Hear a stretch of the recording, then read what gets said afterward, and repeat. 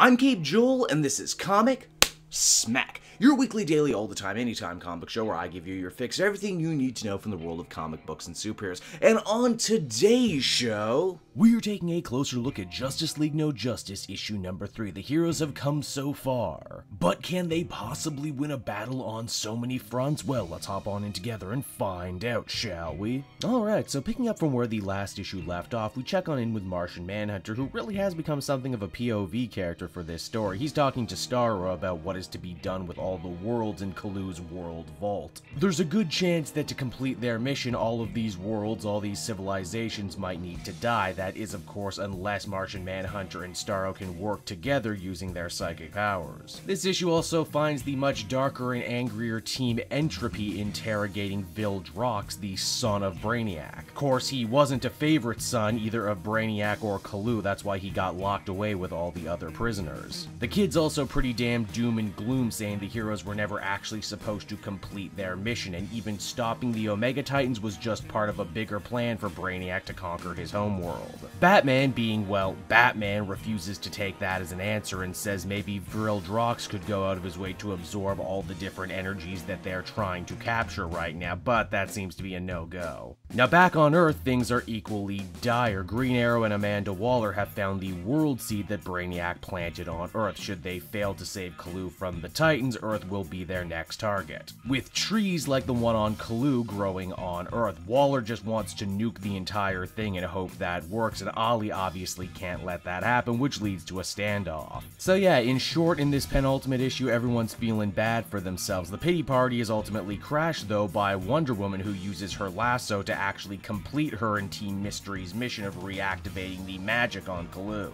This all after actually a very long and interesting conversation about all the magical DC heroes saying how mysticism seems to work different all over the place, and Wonder Woman not even sure that she's magical herself, but knowing full well that her items are. Next up is Cyborg's time to shine, with a little help from Harley Quinn, surprisingly enough. She's the one who actually gives him the confidence to try and tap into the information matrix on Kalu. Victor is no Brainiac, but he does his very best to try and contain all the information, even if it does feel like a billion voices are all yelling at him at once. Oh, so it's like a YouTube comment section. Now back over with Superman and his team, they take Martian Manhunter's lead, pooling their abilities to try and save all the bottled worlds, including Tamaran, Starfire's home. Interesting. This, while ultimately being the heroic thing to do, doesn't get them any closer to their goal, and sadly, they're out of time. The Omega Titans show up on Kalu, which means the heroes have to work together to evacuate the rest of the planet. Starro, with a brand new lease on life and his place in the universe thanks to his time with Martian Manhunter, decides to throw himself in the path of the Titans, and for a second you think he might just actually be able to pull this one out, but he doesn't. Ultimately, Kalu is lost, being crushed under the jaws of the Omega Titans. This means the heroes are going to have to rush back to Earth as soon as possible to save their home planet from a similar fate. Because right now, giant energy trees are sprouting up all over the place at some of the DC Universe's most favorite hotspots. And it's right there on the all is lost moment that the comic ends, everyone. So that's No Justice number 3, everybody, and overall I continue to really enjoy this series. I respect Scott Snyder and the others for actually adding a little dash of complexity into what is essentially just a really good version of a summer blockbuster. The heroes do the right thing because they know they have to, and because, well, they're heroes at the end of the day. Even to do so means they end up possibly dooming their own planet as a result. I'm also kind of enjoying how at the end of the day, Brainiac proves to be more of a villain than the Titans are. He,